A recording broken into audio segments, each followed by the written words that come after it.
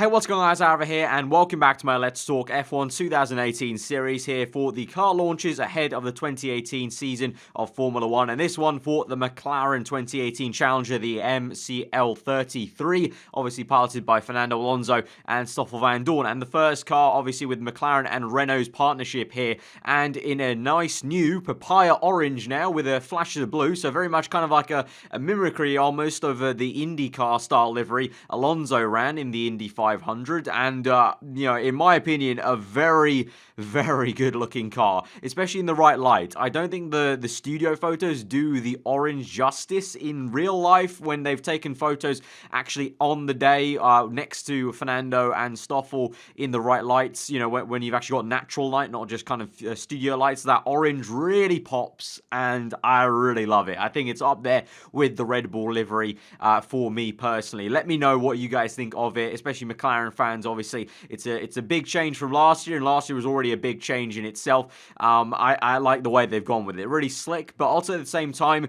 if you look from the side views, pretty much also a little bit barren, a little bit bland as well from the side on in terms of sponsors. That car is shouting for good sponsors once this car potentially starts doing some good results in this season. Let's hope, let's see. But let's look on into looking at details on the car. So the car has evolved from last year. There definitely is a lot of carryover philosophy. And remember, with McLaren especially, more so than most teams as well, McLaren from the get-go has already talked about there being a huge raft of updates coming to the car, especially for Australia. Not even pre-season testing, Australia in fact. So I expect a large part of the bargeboard area end plates to change. And I expect a lot of the car to actually look a little bit different, especially when you're looking at the kind of maybe more simple looking bits of the car. I think there's detail they've left out and they're many planning to bring back in, and you can see it really around the car. There are little glimpses of almost like just holdings of where this is going to be a place where aero's put. There's little mounts here and there where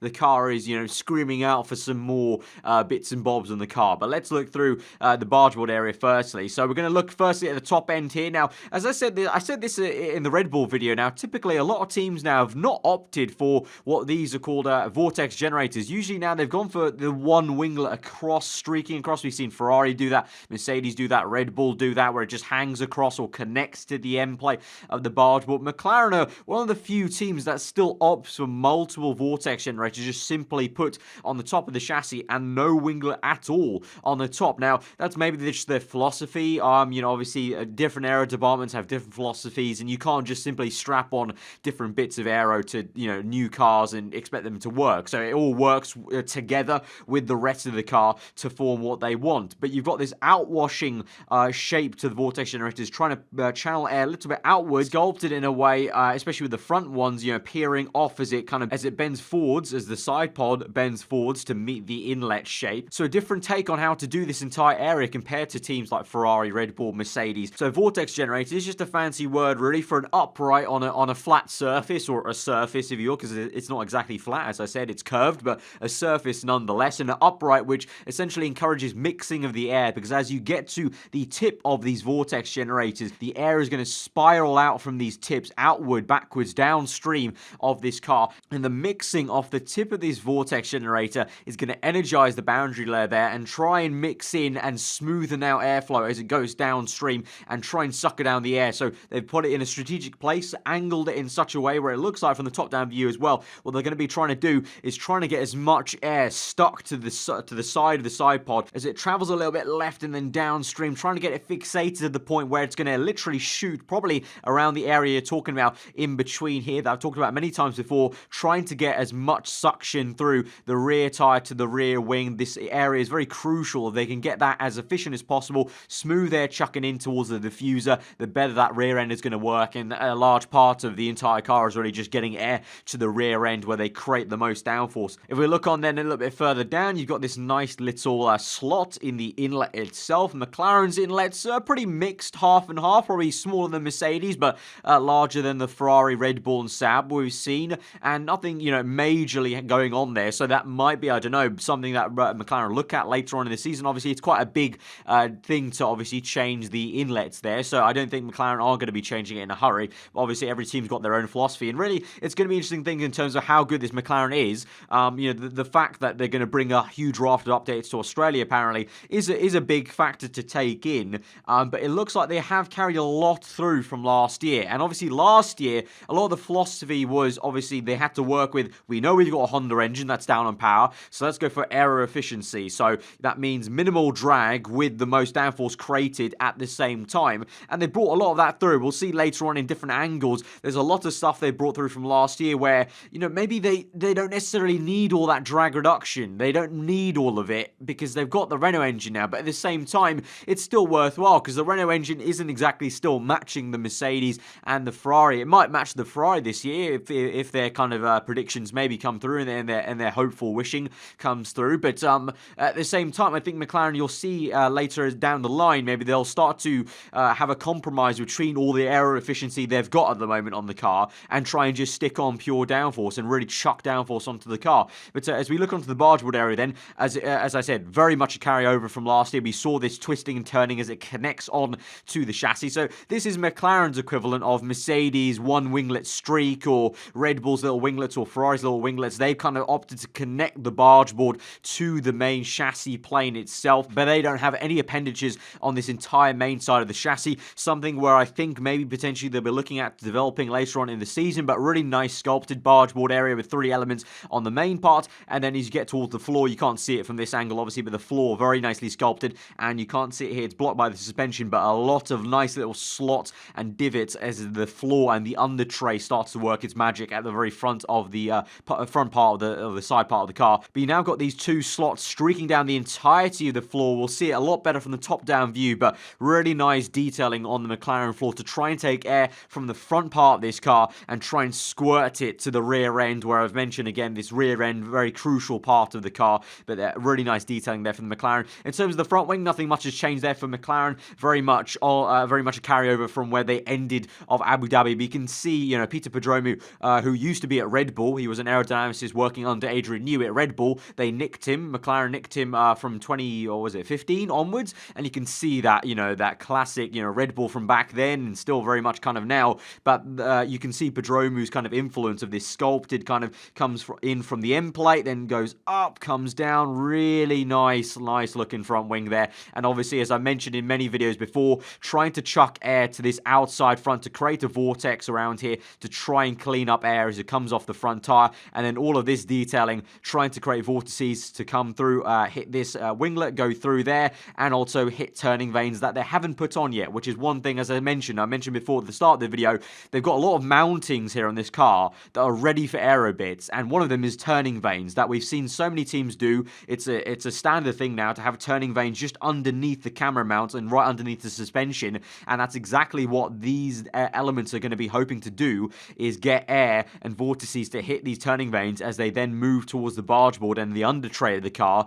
They're not there yet on the McLaren, so things like that they've probably on purpose left them out at the moment on this car. But we've got literally these are the mounting points. Actually, I've circled it here on the right hand side. These are the mounting points, so you'll see later on probably in testing in Australia there will be turning vanes streaking down ready to move the air to either the underside of the car or towards the bargeboard area. Now from this side angle we look towards the front end of the car once again, and I've just circled in, this is a complete carryover from last year for McLaren. It's something though that Ferrari, if you saw the video from yesterday on the Ferrari have now copied McLaren with these holes and slot gaps on the sidewall of the front wing pylons here. So McLaren had that from last year to try and cut drag. Obviously when the car is turning in a corner, air is going to jet in through there, but it's going to be then sent towards what would be turning vanes around here. Again, there is the structure there ready for them, but they're incomplete on the launch of the car. Again, something maybe they're still working on and fine-tuning for testing and then for Australia. And that's why I said, like in the Ferrari video, Mercedes video,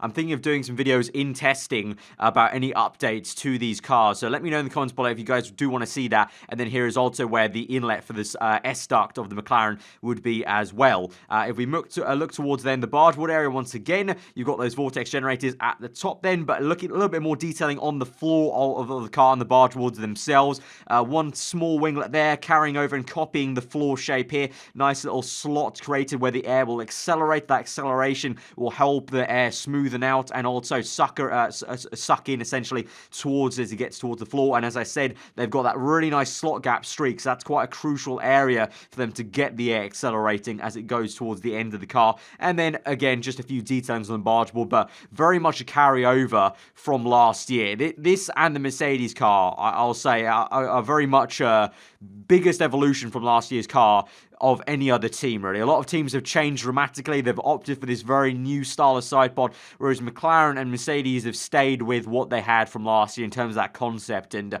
I wouldn't suspect them to change, really, because that's, as I said, a huge thing to change. But you can see the simplicity of this is just shouting that I think and I hope McLaren have things coming for testing and Australia in terms of the entire area. Otherwise, I don't know, they must be quite confident with the simple but effective strategy. But, you know, it worked for them last year, and last year they were very confident that their aero and chassis was the best on the grid, in the words of Eric Boulier and Alonso. So they must be very confident that it's simple but effective. But we move on to the rear end of the car. Nothing circled here, but you can just see the indenting in that classic McLaren style, suckering in at the rear end. I think, you know, the front end still doesn't quite match what we've seen from the likes of Red Bull, even the likes of Ferrari even at this front end here, but this is a very unique style to McLaren, the way they shape their side pods. You know, every team does sucker in the side pods now in 2018, as I said in the Mercedes video, very much like a supermodel edition of F1 this year in 2018, but the way McLaren shape their side pods has always been very unique to me in terms of the way you look at the geometry here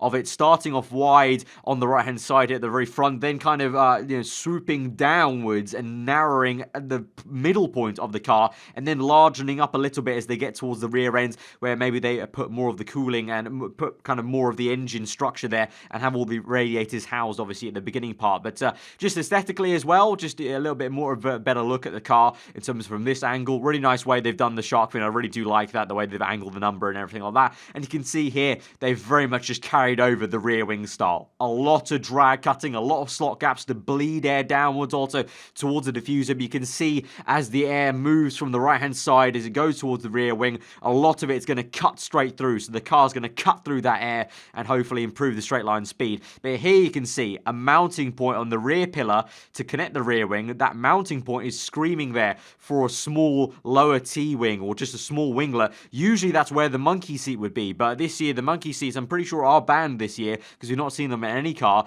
But we've seen Mercedes have a little winglet here, but we've seen Ferrari with a big lower T-wing, so I suspect that's another thing where McLaren, that's just a part they're waiting on. So definitely a lot of hints that the launch of this car has been simplified somewhat. Blown wheel, nothing to scream about. Obviously a lot of teams now are using blown wheels. No fairings on the halo as well, so another thing that maybe McLaren bring in later in testing or Australia. But still, nice little detailings here on the McLaren here, circling here. You can see the little slot gaps, 1, 2, 3, 4, 5 on the under tray of the car and the kind of front part of the barge board. Kind of they've sort of almost started to merge what the barge board and under tray area are in terms of separation levels. They've kind of got it closer and closer here to kind of being conjoined as one kind of area of the car. But this is what I mean about the unique McLaren shape of the side pod.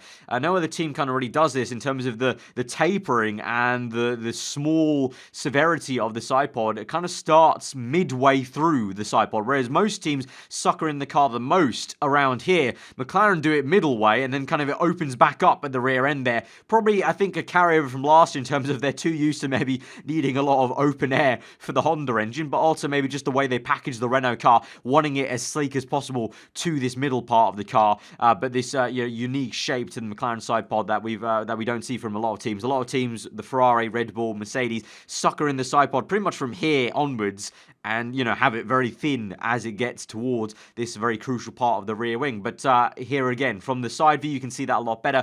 A lot of streaks and that exact same, literally a carryover from last year on the rear wing. So nothing new actually there for the McLaren team. So interesting there. I don't know if they'll actually change that in testing or whether they keep that the entire way. So we look on from the top-down view here. You can see once again those Vortex Generators. You can see what I mean by angled outward. So it's almost like they're going to try and encourage that mixing as the air spirals out this way And as the air off the front tires, of course, the front wing is going to chuck air around here to create a strong vortex here. Also, vortices coming through to the bargeboard area, but especially this outward one, as the air then flows through on the side, trying to maybe inject some air, especially with these outward tip vortices, outwards, and try and encourage mixing as the air goes towards the rear tire and this entire area, trying to either chuck it outward or trying to bring it back in. And as it goes through, especially these vortices coming through, trying to encourage mixing as the air comes around through the bargeboard area and trying to get it as smooth as possible as it attaches to this side of the side pod and chucking into this rear end as it meets the diffuser there. But you can see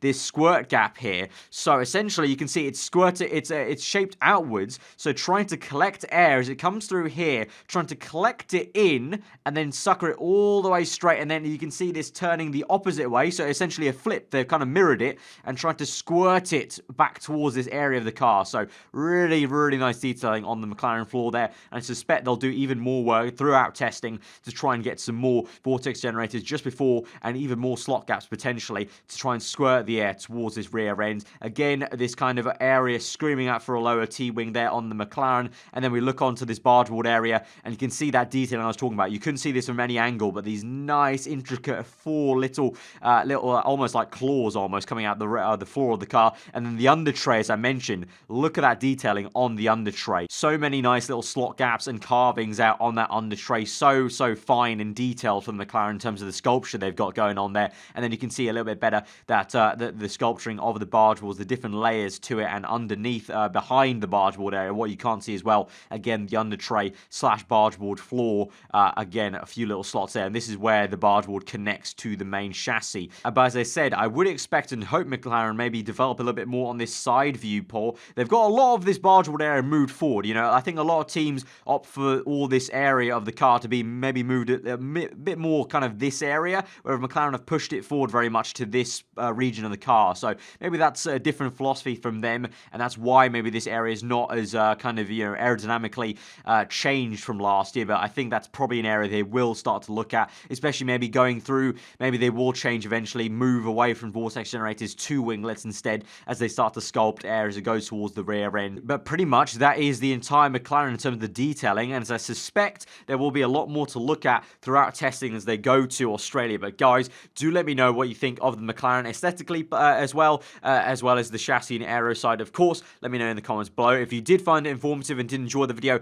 hit that like button. And if you are new around here, do get subscribed for the remaining car launches. They're all launching on Monday, unfortunately, so it's going to be a busy Monday ahead, so do get subscribed for that. We've got Toro Rosso, you've got the Force India, and is there another team I'm forgetting? There probably is, but you know, those two are the ones that spring to mind. I'm probably forgetting another one there, but do get subscribed for that. Fun podcast on the channel as well, that goes weekly once the season starts. That may tickle your fancy, as well as mainly F1 gaming stuff, so if you are a Formula 1 fan, maybe give it a try if you're new to my channel. But that has been the McLaren. Again, let me know what you think of the new livery. I really like it. You know, as I said, in the real life pictures, it looks a lot better than the studio shots. And the studio shots, the orange definitely does look a bit obnoxious, like the Renault yellow, but I think both the Renault and McLaren are going to look so much better in real life when you have a little bit of low light as the sun sets, especially when we get to Australia. But looking forward to what McLaren and Renault can do, and I hope for Alonso's sake and a lot of McLaren fans' sake that this can finally be the car